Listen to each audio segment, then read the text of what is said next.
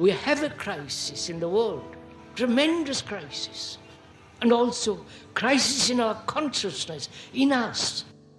I see the urgency of change, radical revolution, mutation in the mind. I see it. It is necessary.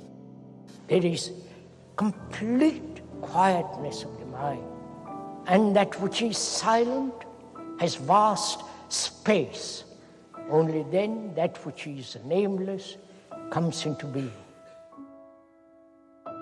This is Urgency of Change, the Krishnamurti podcast.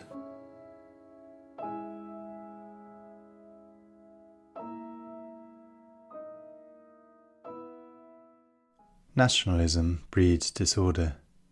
War breeds disorder. Religions breed disorder. So civilized man will not accept sovereign governments. Hello and welcome to episode 179 of Urgency of Change.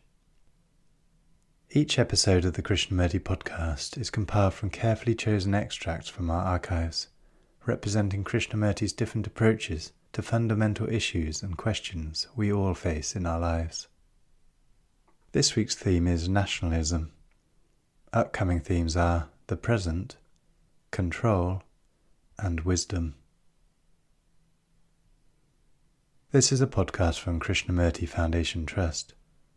Please visit the official YouTube channel for hundreds of advert-free, full-length video and audio recordings of Krishnamurti's talks. In addition, the Foundation's own channel features hundreds of specially selected clips. You can also find our regular quotes and videos on Instagram, TikTok and Facebook at Krishnamurti Foundation Trust. If you enjoy the podcast, please leave a rating or review on Apple Podcasts, which helps our visibility. This week's episode on nationalism has 3 sections.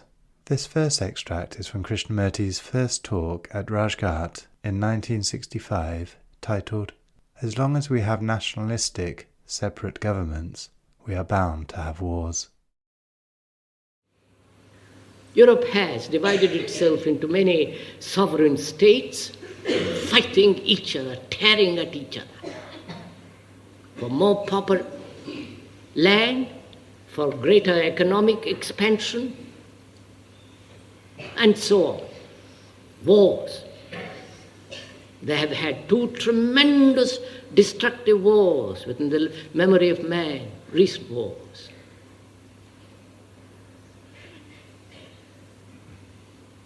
And nationalism has divided people, the Englishman, the Frenchman, the Italian. And now you are becoming in this country nationalistic also. It is hoped through nationalism human beings can be united, worshipping the same flag, a piece of cloth that has no meaning. Please don't laugh. Please don't. This is not a rhetorical or amusing, entertaining gathering. We are very serious. We are concerned with immense problems.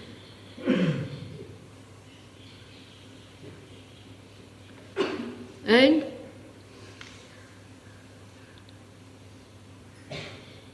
war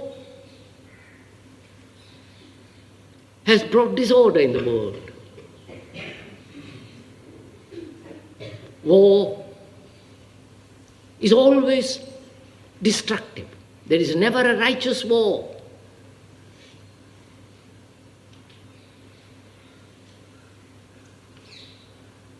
And there have been, within the recorded history of mankind, I believe something like 14,600 wars and more. And within the last since 1945, there have been 40 wars.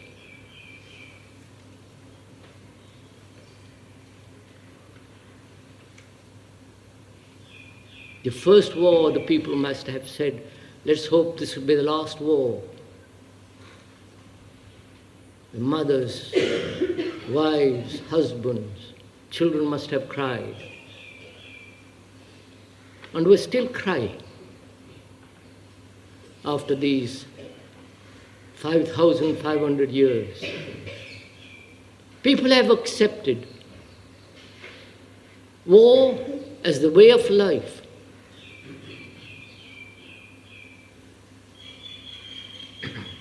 And here, in this country, you are also accepting war as the way of life. More armaments, more generals, more soldiers.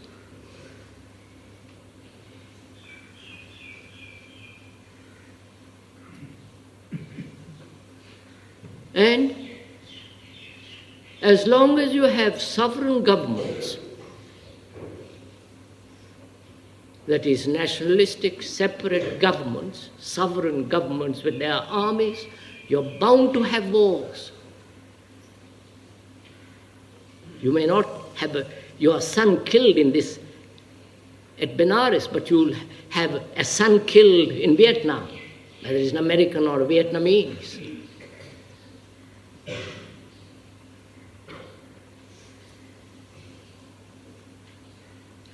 So, as long as there are sovereign governments, there must be war.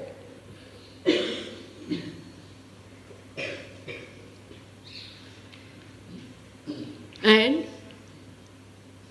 what is a man to do who says, I will not kill?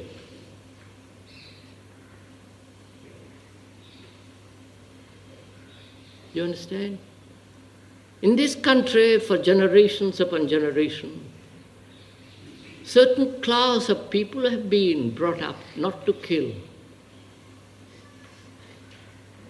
not to hurt an animal, a fly.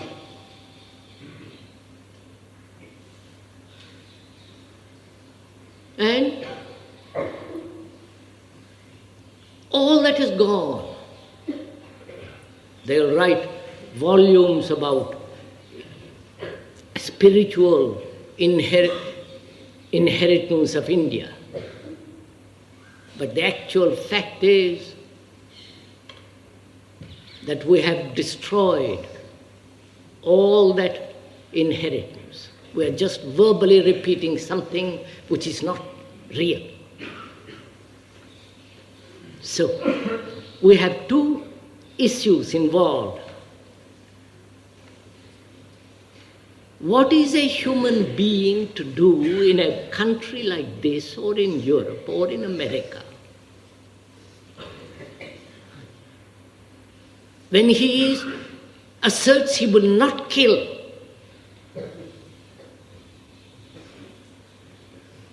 And strangely, in this country, where for several, perhaps 2 or 3 decades, 30 years or so, you have been preaching non-violence. You have been shouting it from housetops. That has been the export from this country to the West.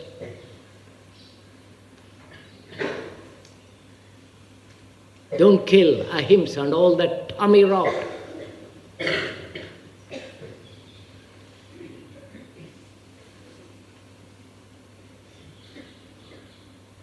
And now you are brought together, united. Somebody has told me yesterday with great enthusiasm, with great pleasure, that war has united India as never before. I've been told this in several places, by several Indians. You know, this is very strange. This has happened in England, where class division is as strong as here. They slept all together in the underground. They were all terribly united through hate. Right?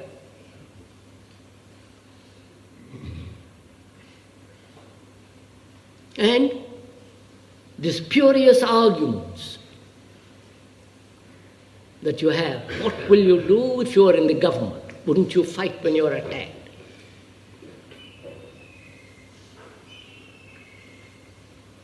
Obviously, if you are in the government, if you are a head of a sovereign state with the army, with all that paraphernalia of uncivilized existence, you're bound to attack or to defend. There is, nowadays, nobody talks about being attacked or defending. You are at war, full stop. You don't justify war. Please, sirs, listen to all this. It's your life. We people have gone, we are going.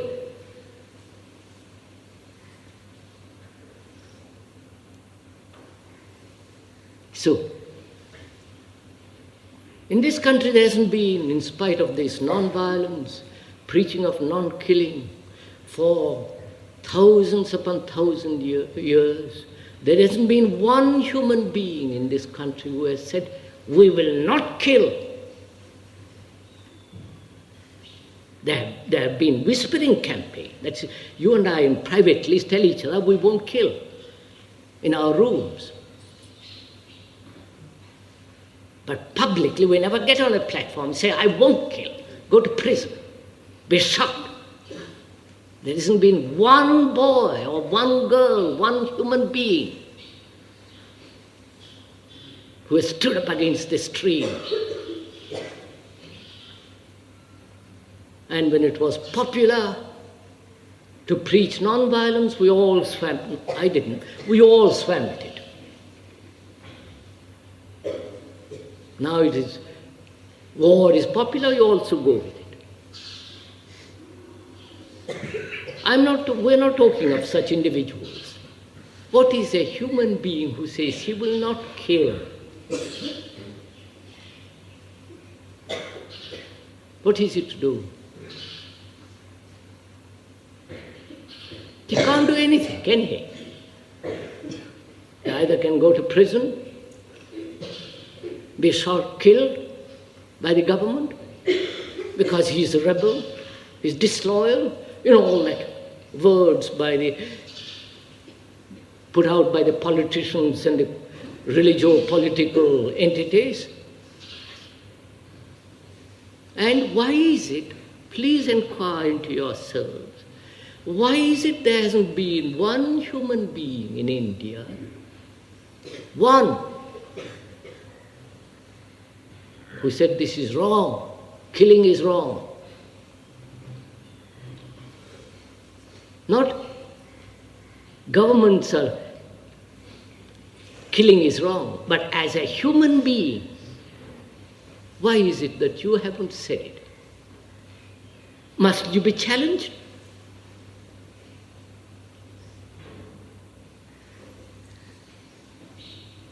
There are these various organizations created for non-violence. Why haven't they stood up? So there is something very radically wrong in this country when they haven't got conviction of what they believe.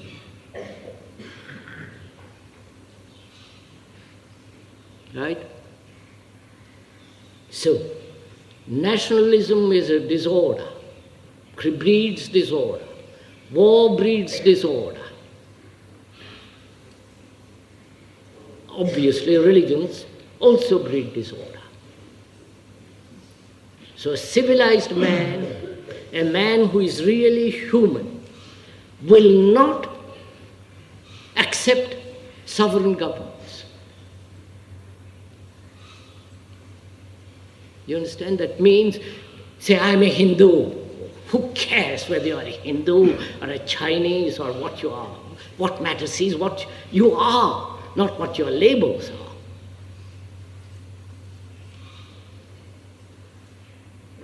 So, unless you as a human being are free from all these labels, socialist, communist, capitalist, American, English, and Indian, Muslim.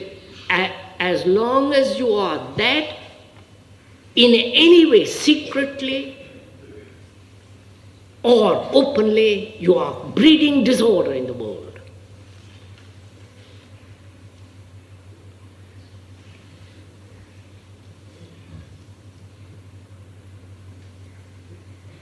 And also you're breeding disorder in outside and inside when you belong to any religious group.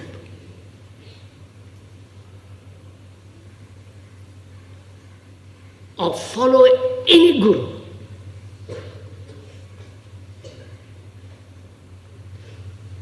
Because truth is not to be found by following somebody, by making it all easy for you to, as a pattern of doing this, following that, meditating this way, disciplining this way, you will get truth. You will never get it.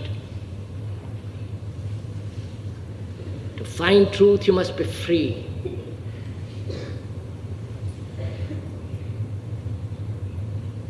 You must stand alone, swim against the current, battle.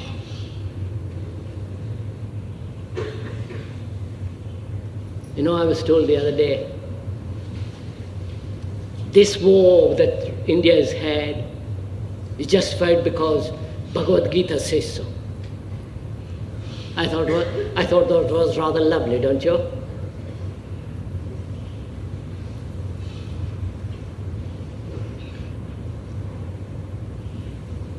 Yes, sir.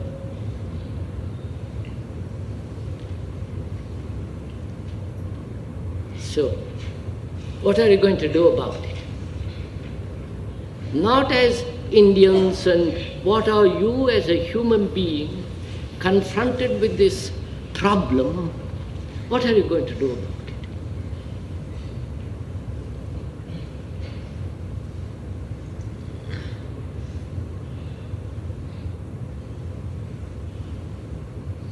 There is poverty in this world, in this country, tremendous poverty.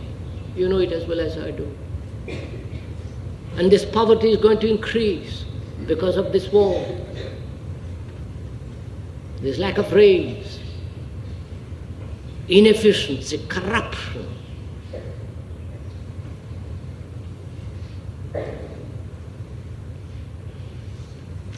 The national divisions.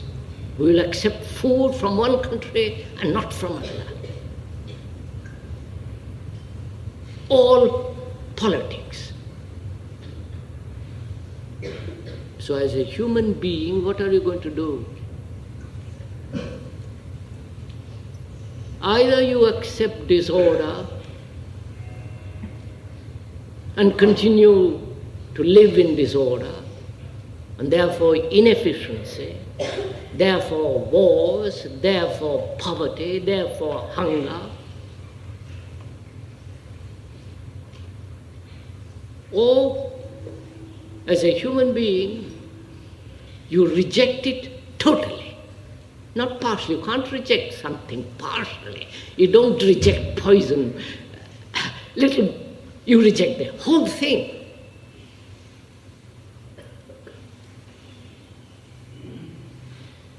And that means you have to stand alone. Therefore, you'll be despised of the society. You'll be shot. Probably in this country, it's not too efficient yet, fortunately. In Europe, during the last war, many were killed. A mother I know, we know, whose son, a boy of 18. You understand, sir? Not grown-up people like you. A boy of 18, he refused to go to war, killed, and he was shot.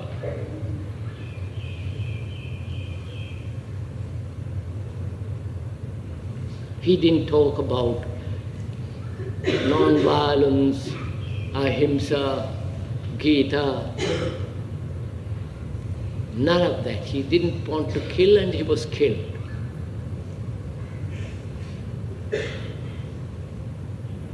So seeing all this, the outer disorder and inward disorder, merely to become a pacifist is not the answer.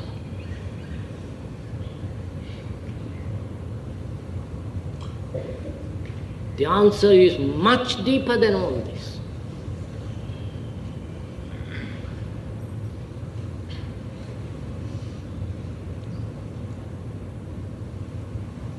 So, but to find that answer, one has to reject the obvious things. You can't keep the obvious things which are poisoning you and then try to seek something much deeper. You can't say, I'll have my pet guru and follow him and accept him and says what he says and meditate upon it and then try to seek an answer much deeper. The two can't go together. So either you reject the total thing or not at all. Reject as human beings, not as a collective body, because when you become a collective body and reject, then you are merely conforming and you have support of 100 million or 100 people behind you and you wave the flag in a different way, that's all. But to stand out completely alone,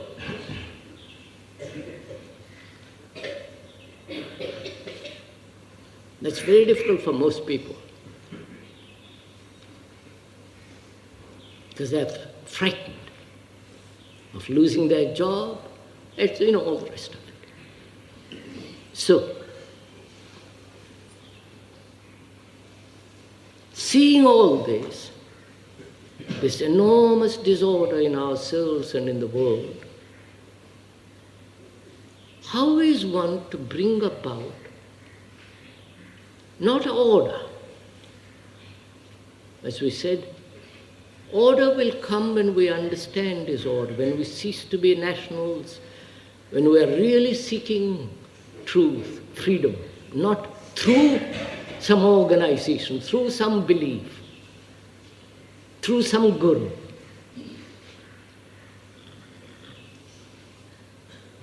Now what makes each one of us change? You understand? That is the real question.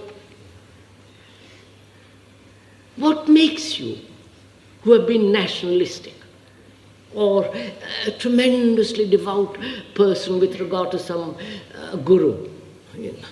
To me the word guru is poison. And it's something ugly in human beings to follow anybody.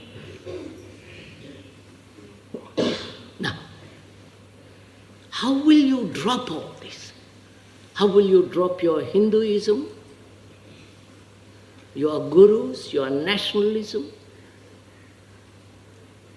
How will you stand alone, not follow what everybody says? What will make us a human being do this? That's the real issue, you understand, sir?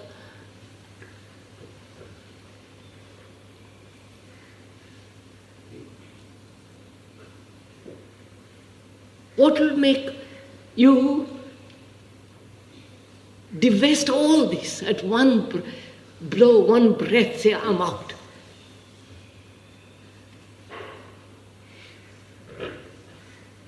Probably most of you haven't thought about all this at all.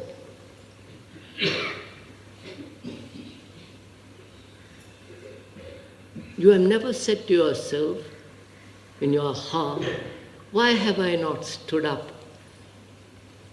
with tears in my eyes, killing some, not to kill another? Why? Why haven't you done it?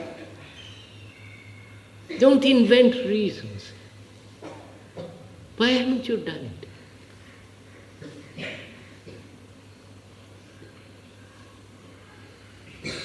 And what will make you change? So that is the real issue.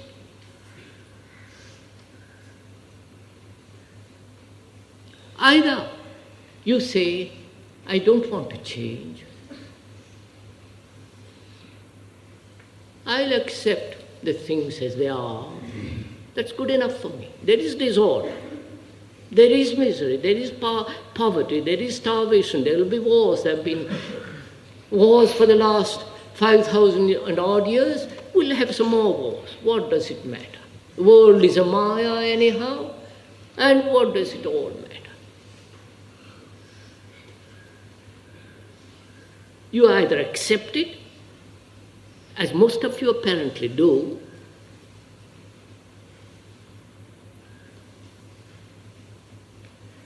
because human beings have an extraordinary capacity to adjust, do anything, to living in a small room for the sake of God, doubled up, having one meal, tortured minds.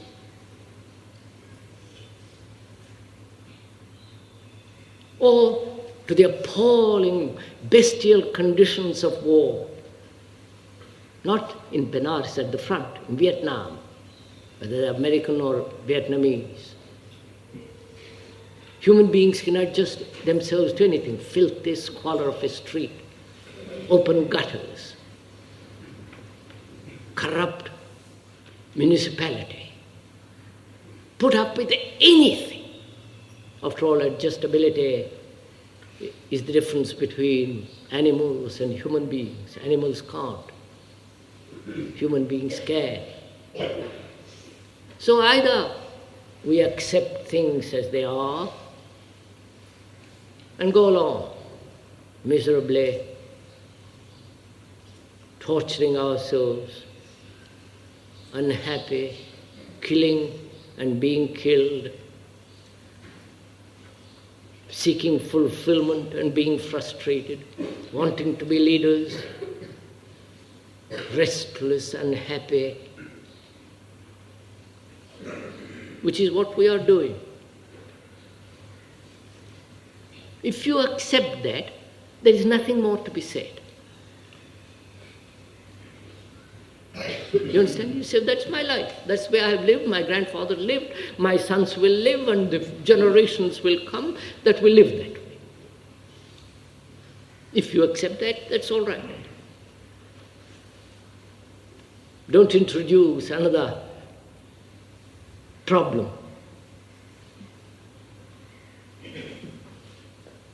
If you don't accept it, as a man of affection feels strongly, who feels this whole monstrous thing, what is he to do? How is he to change?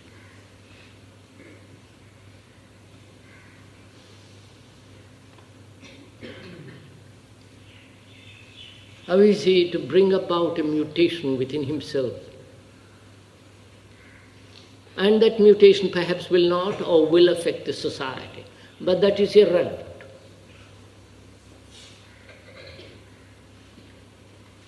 Society wants this disorder.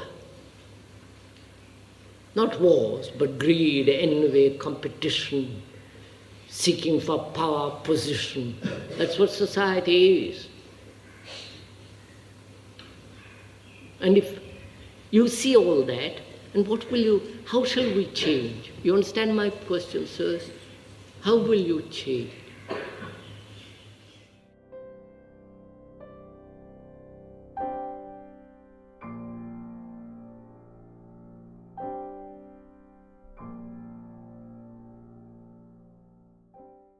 The second extract is from the first talk in Ojai, 1977, titled, Is There Security in Nationalism?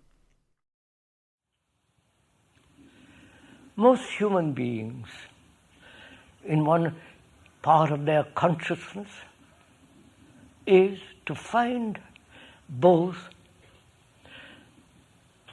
biological, physiological, and as well as psychological security. Because you must have food, clothes, and shelter. That's an absolute necessity.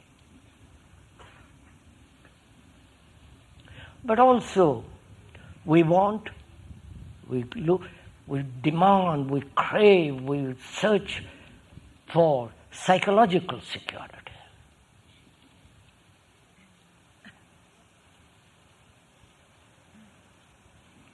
To be psychologically certain about everything.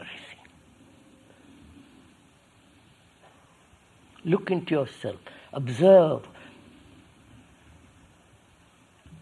Use the speaker, if I may point out, as a mirror. The words which he is using are merely description, but the description is not the described. Right? Therefore, you are looking at yourself and finding out what is the innermost demand that you want, that human beings want. And this whole struggle in the world, both psychologically as well as physiologically, is to find security. No? The word security means to be secure, your physical permanency, physically to be well, physically to continue, advance, grow, whatever it is, and psychologically, inwardly, to find security, to find something that is permanent. Because everything psychologically, if you observe very carefully, is very impermanent.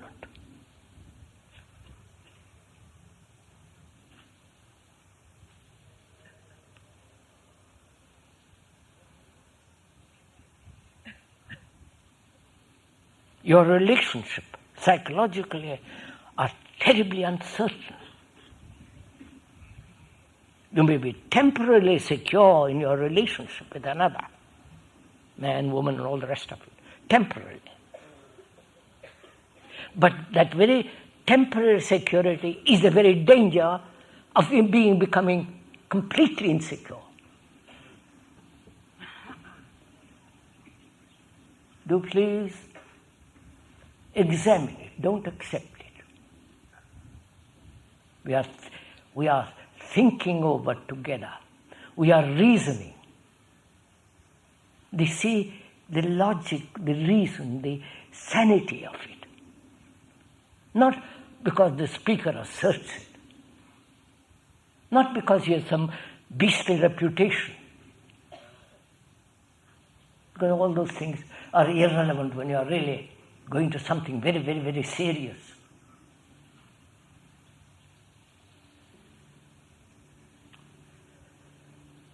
So one asks, is there any security psychologically at all?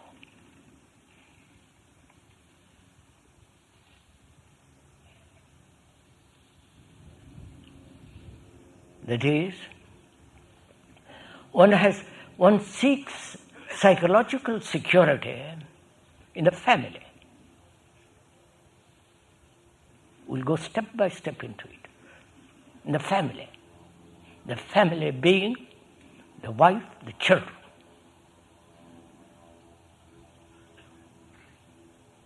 There, you try to find in the wife, in a relationship that will be secure, lasting,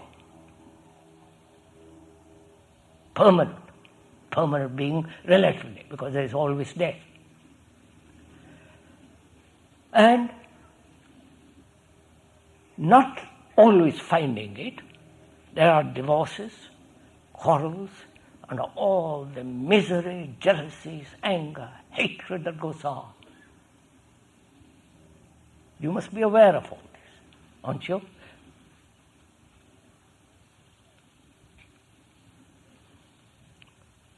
And also one tries to find security in a community, with a group of people, with a common, large or small. One tries to find security in the world, a nation. I'm an American. I'm a Hindu. That gives a tremendous sense of identified with a group and therefore secure. Do please, as we said, listen to it, not reject it. There may be reason behind it, or there might not. But a serious man examines, doesn't reject or accept. And so when you try to find security psychologically in a nation, and therefore that nation is different from another nation, naturally there is division. And where there is division between nations in which you have invested psychologically your security, there are wars. There are economic pressures, divisions. That's what's actually going on in the world, right? And if you seek security in ideologies, communist ideology, the capitalist ideology, the religious ideologies, conclusions, images, crosses, and all the rest of it all over the world, again there is division. There is division. You believe in one set of ideals which you like, which give you comfort, in which you seek security, with a group of people who believe the same kind of nonsense, and other group believe another thing, and the same thing people are divided. Religions have divided people, right? Christians, the Buddhists, the Hindus, the Muslims, the Baptists, and divide. Again, they are at each other, each believing something extraordinary, romantic, which is unrealistic, unreal, not factual. So, seeing all this, not as a theory, not as something to be avoided, or becoming supercilious or intellectual, or being attached emotionally, but seeing all this very clearly, one asks, is there psychological security at all? Right? You understand my question?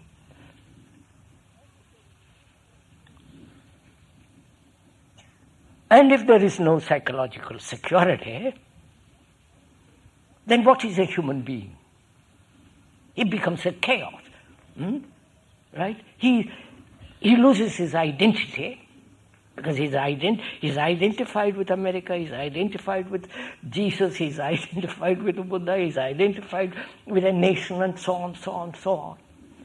When reason, logic says how absurd all this is,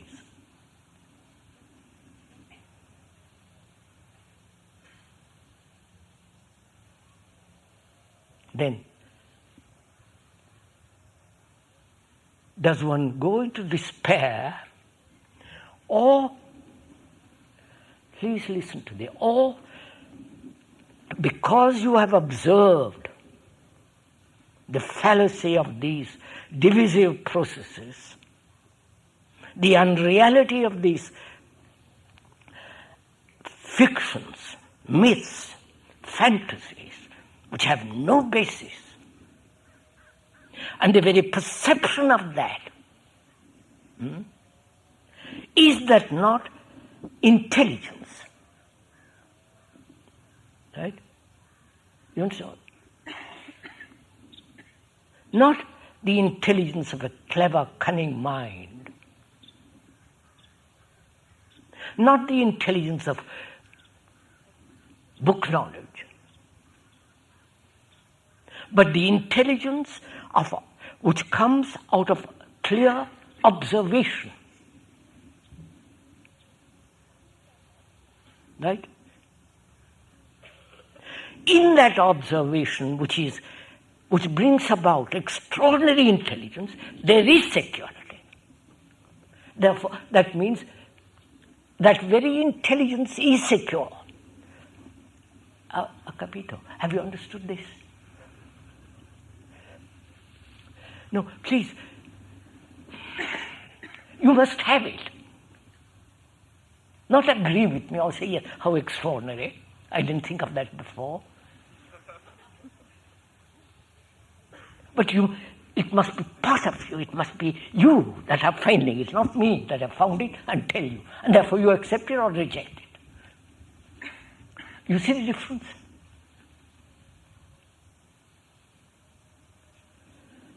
As we said at the beginning, the speaker is not out to convince you of anything. I'm not a propagandist. I don't want you to think as I think, because I don't think at all. And I mean it. We'll go into that later on,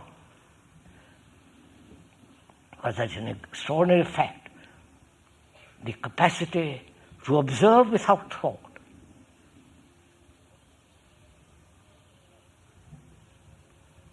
Therefore, in that observation, have a tremendous insight. And that insight is supreme intelligence, and that intelligence acts. Which will go when we are discussing the whole structure and the nature of thought. But as most of us will not let go, are so frightened to let go of not finding security. You understand? I can let go, one can let go, being a Catholic, Protestant, communist, all the rest of that nonsense, very easily. But when you do let go, when you cleanse yourself of all this, either you do it as a reaction, or you do it because you have observed intelligently, holistically, with great clarity, the absurdity, the fancies, the make-believes. And because you observe without any distortion, because you're not out to get something from it, because you are not thinking in terms of punishment and reward, because you observe very clearly, then that very clarity of perception is intelligence. In that there is extraordinary security. Not that you become secure, but intelligence is secure.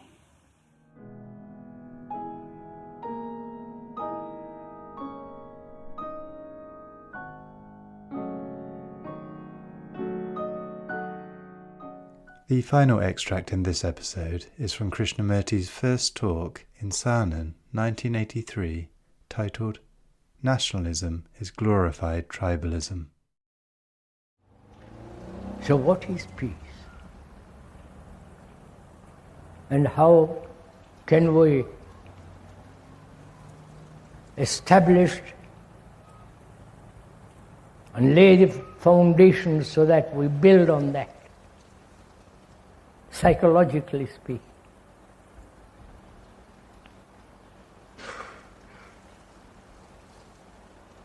You understand, sirs?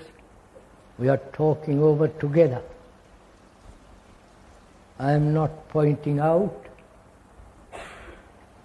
The speaker is not the authority.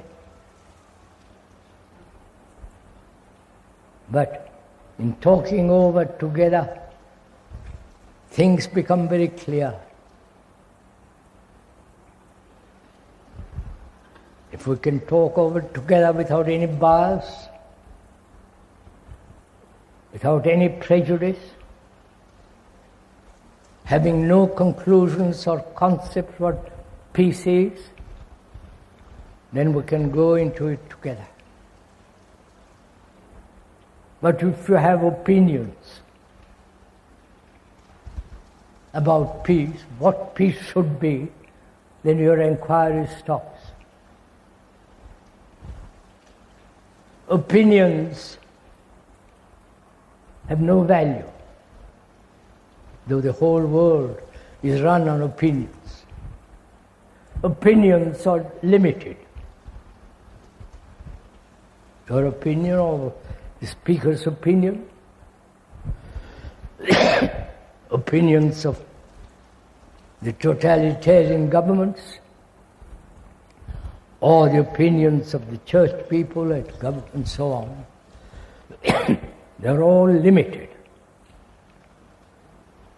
Your judgment and the opinion of which gives values are all limited. I hope we understand the word, what it means to be limited. When you think about yourself from morning till night, as most people do, it's very, very limited. When you say your Swiss, it's very limited. Or when you are proud to be a British, as though you are God's chosen people, that too is limited. So, opinions are limited. And when one sees that clearly, then one does not cling to opinions or the values that opinions have created. Because then your opinion against another opinion doesn't bring about peace. That's what is happening in the world. One ideology against another ideology, the communist, socialist, the Democrat, and so on.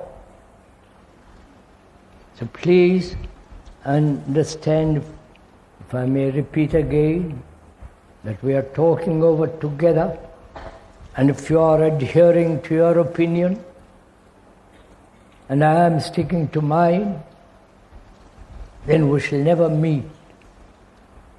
So there must be freedom from opinions and its values. Is that clear? Can we go on from there? That you are actually not holding back your opinions and use them as access to beat each other, to kill each other, but opinions are limited, and therefore they must inevitably bring about conflict. If you hold on to your conclusions, and your conclusions are also limited, another holds his conclusions, his experience, which are always limited, then there must be not only conflict, wars, destruction, and all the rest of it. If you see that very clearly, then opinions become very, very superficial, have no meaning. So please, when you are inquiring into what is peace and whether we can live in peace, don't have opinions about it. Be free to inquire. And in that inquiry, act. The very inquiry is action. Not that you inquire first and then act. But in the process of inquiry, you are acting. I hope again this is clear. That there must be freedom, which is the very basis of peace. There must be freedom from all the values of opinions, so that we can together, actually not theoretically but factually, that you and the speaker have no opinions, which is a tremendous demand, because we live on opinions. All the newspapers, magazines, books are based on opinions. Somebody says that, you agree, and that's your opinion too. Another reads another book and forms an opinion. So please, to find out the true meaning of peace and the depth of it and the beauty of it and the quality of it,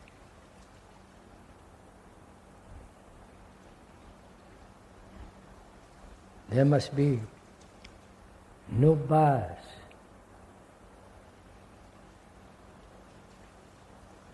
Obviously, that's the first demand.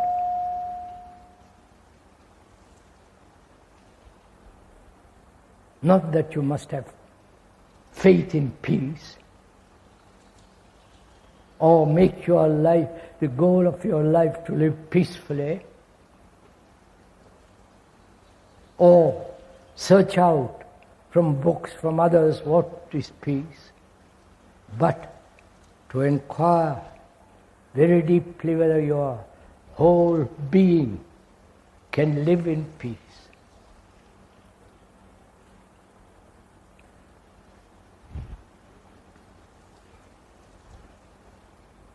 Action is not separate from perception. When you see something to be true, that very perception is action. Not that you perceive or understand and then act.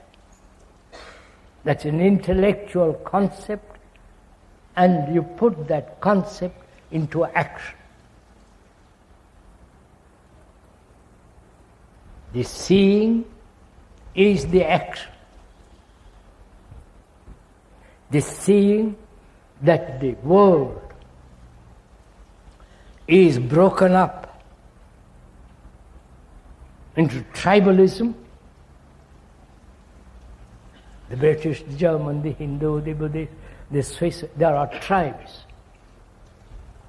To see that fact, that there are tribes glorified as nations, and this tribalism is creating havoc in the world, bringing wars in the world. Each tribe thinks its own culture opposed to other cultures. But tribalism is the root, not the culture. So, in observing that, the fact of that is the action which frees the brain from the condition of tribalism. Is that clear?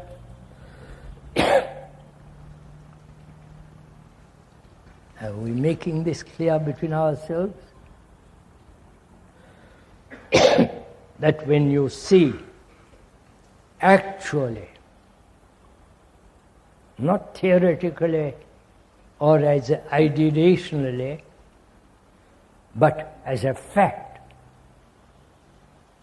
that tribalism, which has had certain benefits in it, but the very fact that it exists as glorified nation is one of the causes of war. That's a fact. There are other causes of war. Economics and so on. One of the causes is tribalism. When you see that, perceive that, and that cannot bring about peace, the very perception frees the brain from its condition of tribalism. Listen, we are together in this. We are talking over together.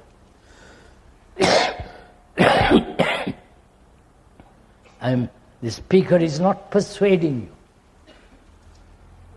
He is not trying to convince you of anything. He is not doing propaganda of any kind. But we are facing things as they are, head on.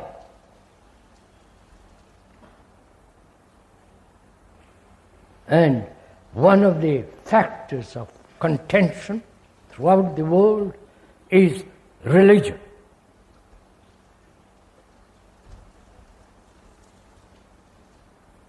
You are a Catholic, I am an Arab, Muslim, and so on.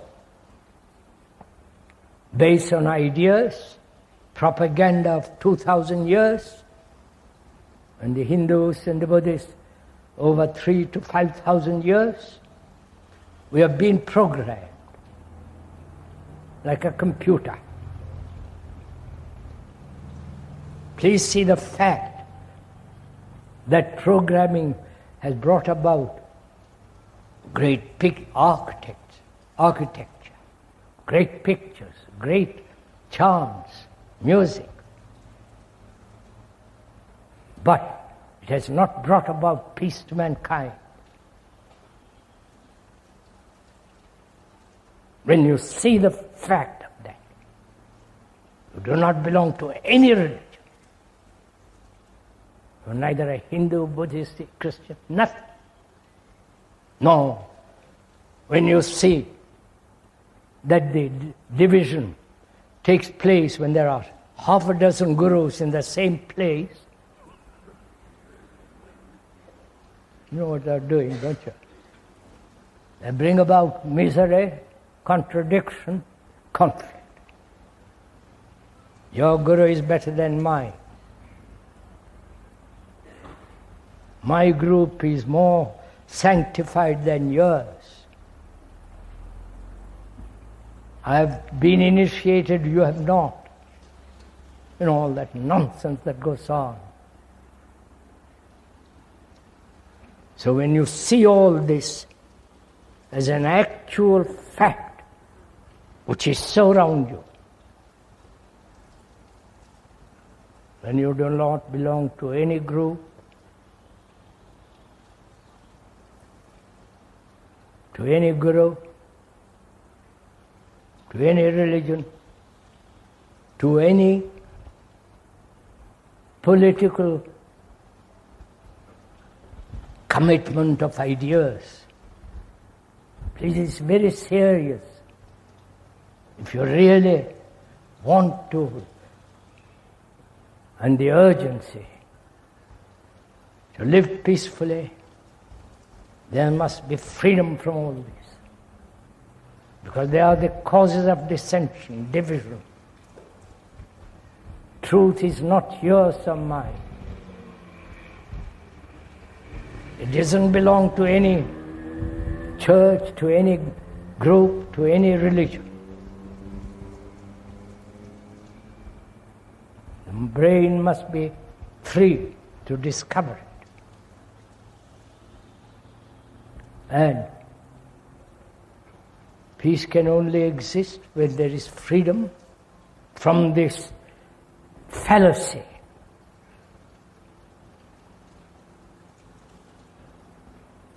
Are we together so far? Even intellectually? You know, for most of us,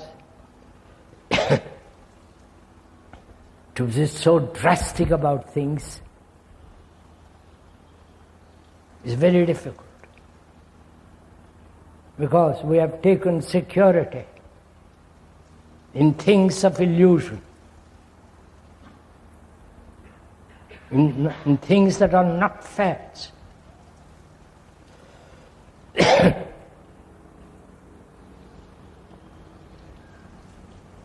And it's very difficult to let them go. It's not a matter of exercising will or taking a decision. I will not belong to anything. That's another fallacy.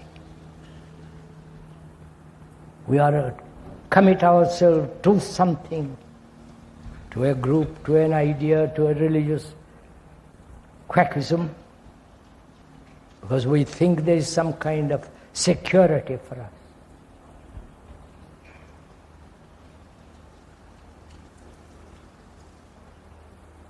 And in all these things there is no security, and therefore there is no peace.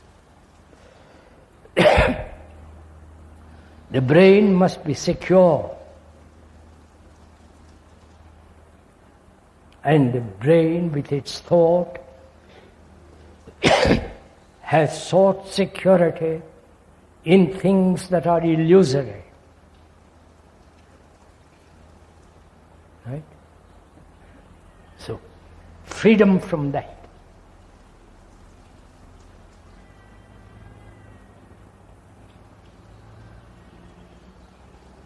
Can you do it? Are you serious enough to want or crave, to demand that one must live in peace?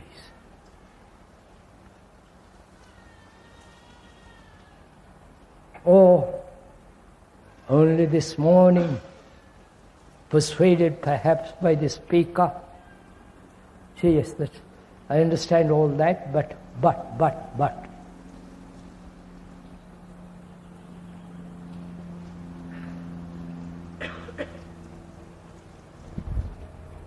So when we are talking over together as two friends, and that's what is taking place, as two friends. Though you are many, we are friends, you and the speaker. And as two friends who are not persuading or dissuading, not asking each other to commit to something or other, they are not then friends. As two friends,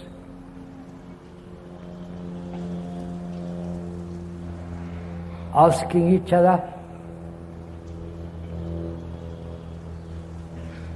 is it possible that one live peacefully for the entire existence of one's life?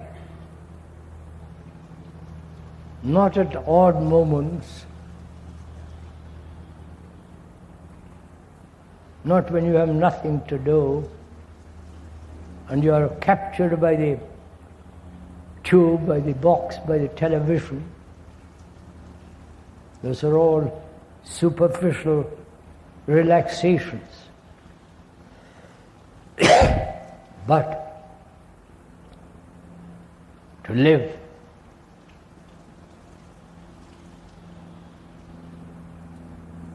without a single conflict, without a single problem,